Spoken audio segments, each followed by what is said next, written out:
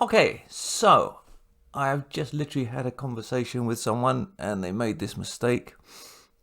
And it's probably the most common one that I end up explaining. And here we go. It's come, came, go, went.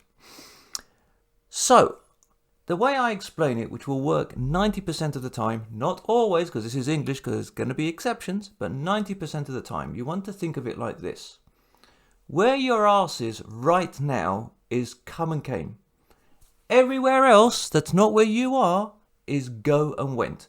And this doesn't matter if it's a country, if it's a building or a room in a building. Everywhere that you are not is go and went. Where you are right this minute is come and came.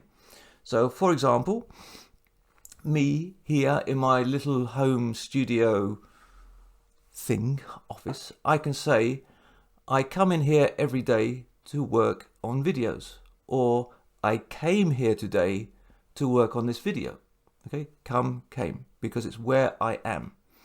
Now, anywhere that's not here is go and went. So I could say to you, I need to go now because I've got to go and do other stuff. Or I can say to you, before I came here to make this video, I went out to the shops to stock up on more alcohol.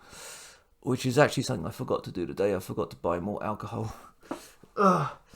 We're at crisis level here. That's not good. Really, that's bad. So, as I say, come and came, right where you are now, go and went everywhere else.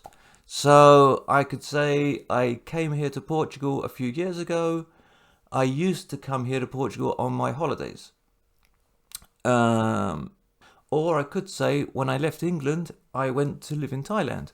Or I could say, I like to go and visit Thailand, because it's not where I am right at this minute. It's as simple as that. Like I say, but because this is English, there are 40,000 exceptions.